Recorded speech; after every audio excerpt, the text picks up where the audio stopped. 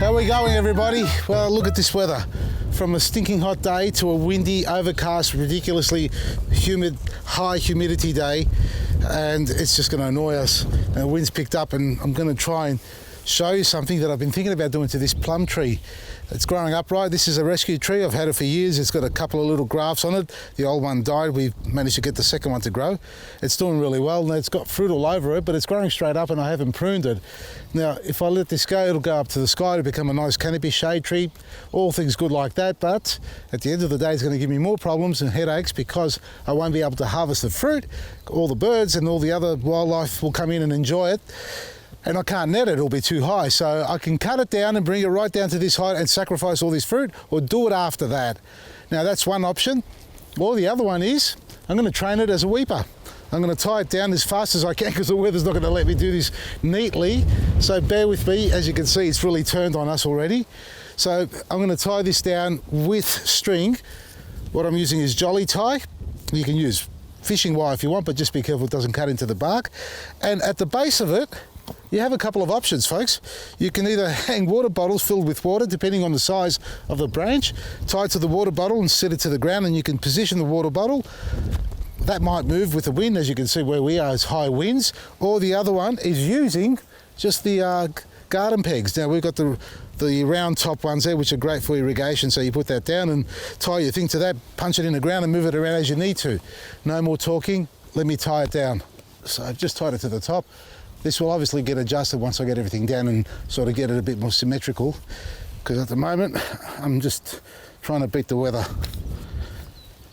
These are grouse. We don't sell them yet, folks. I've been trialling them out. These are from the Chickamauga range. We've got one type online, or actually, do we sell these ones? I don't even know. We've got one of them online, folks. There's 2 or 3 varieties. These are the ones that I've been using of lately. Nice and small bypass, just for little things and nipping around. But very, very high quality tool. So look out for those in the coming days or weeks or whenever they come online. So this is the first one, tied down. You can see I've got another branch there that I need to tie down. And I've got these garden hoses, or hooks I should say, all the way around. I probably need at least another 4 or 5 so I can get the right spacing and angle. I need to pull this over, straighten it up a little bit, because that top leader branch there, I could either cut it out or train it as a weeper as well. It's going straight up, it's quite rigid, and you can see there's a lean on the tree, so hopefully I could just, this isn't going to be strong enough, but for now, just to get the shape that I need in the positioning, then I'll reinforce it with more pegs and all the other stuff that I need to do here, more ties, because there's a bit of tension, it's a bit hard. So it's only one peg at the moment. That's better. We're nearly there. No. Why not now, sweetie? Come on. No, they're watching. The cameras are on. Don't. You recognise the tree? It's changed a little bit, hasn't it? Remember that upright tree that looks like it was going to grow to the sky? We're nearly there. As I weep one down, I realise I've got to move it over this way or that way, so it's not going to, it takes a little bit of time. You've got to be careful with it. You can't just rush it, but I love it. I actually really love it. I'm going to talk about the pruning afterwards.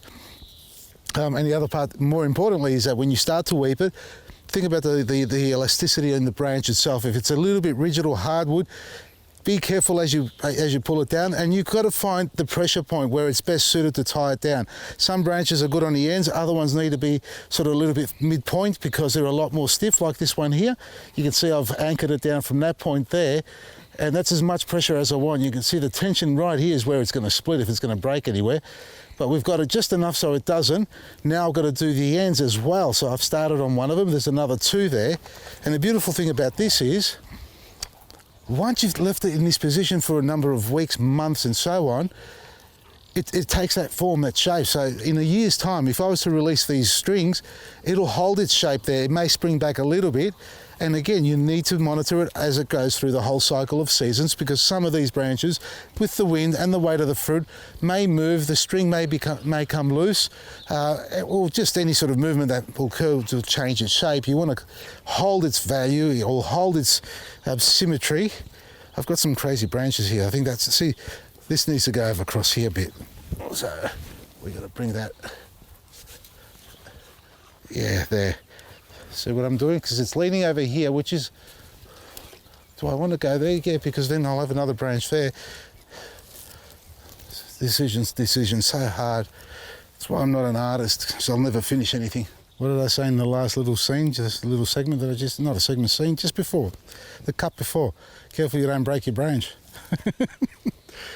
Well, admittedly, that wasn't me initially, it was someone else who did it, and then I tried to tape it up. Okay, well, it was me, folks, because, well, admittedly, I'm the one who broke it, because I started to tighten and pulled it down and it snapped. It had a little fracture earlier on, so I'm just going to clean that off completely. So that's the beautiful thing about weeping trees. Well, look at that, I'm calling it a weeper already. How impressive. I just lost my mind. This needs to grow out and we'll start to fill in again. So we've got plenty of growth to come in the coming years, which we can replace some of these branches that otherwise snap off due to unforeseen circumstances. This is a tree that normally grows upright. When it comes to weeping trees, they normally have them grafted on top. Yeah, the birds are coming home. So they graft them on top with a specific variety that'll weep naturally. But at the end of the day, doing what I'm doing here, it's going to be naturally weeping anyway, because it'll take that form. You'll get some more branches growing out of it, and I dare say some of those branches that come out will try and grow straight up into the sky, more than likely, more so than not. And you could almost say it'll be forever a weeping tree that needs to be trained, but not every branch. So, you know, in a year's time, we'll probably remove this one and anything else that's growing up. We just train those ones back down. And then once you've got your structure there and the density of the tree that you want, and you've got your fruit production coming off the weep, it's because branches that are weeping or growing laterally actually are more productive in setting and growing and setting fruit than the branches that grow straight up to the sky. The most obvious one, well, all trees really, apples, pears, they produce very little fruit at the top there, or they do, but nowhere near as much as when they're growing horizontally. And that's pears and even citrus. Lemon trees, when you cut them hard and they sprout up like a bush again, you don't see any fruit.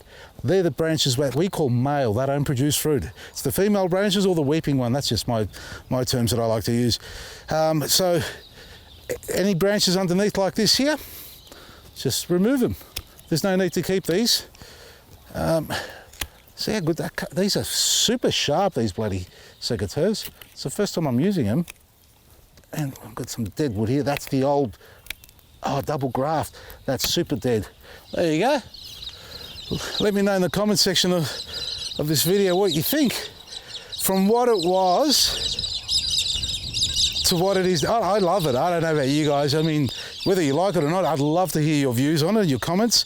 There's probably plenty other ways of tying it down and doing things like that, but it was really quick, folks. It's really easy. Soft tie, jolly tie, a couple of pegs on the ground, or water bottles if you like, or some bricks, or whatever you can get your hands on.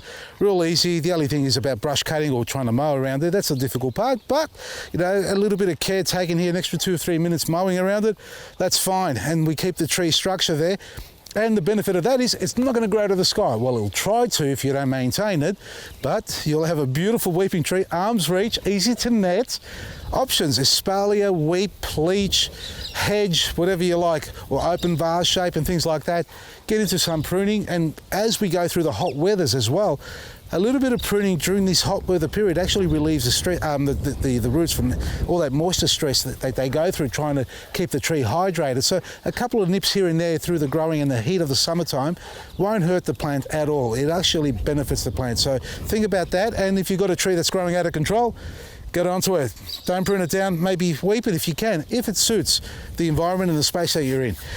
Check out our website, vasilisgarden.com. If you're watching this as it's just been uploaded, I'm on 3AW 693 AM dial talking gardening with Darren James, so give us a call from 6:30 to 8 AM, and our click and collect and black grit special. So we've got the Black Friday sale going on at the moment. You'll get 15% off, extra 15% off everything online from the already discounted prices. So a lot of items are already discounted 30-40%. You're getting an extra 15% by this sale that we're running, and black grid up to 70% off. That's huge. Big numbers there. Click and collect, all the outlets. Check them out. You can get all the details there on vasilisgarden.com. Otherwise, have a great day, enjoy some great specials, and enjoy your gardening. And hopefully you're getting a bit of rain from me, Vasili. Maresi.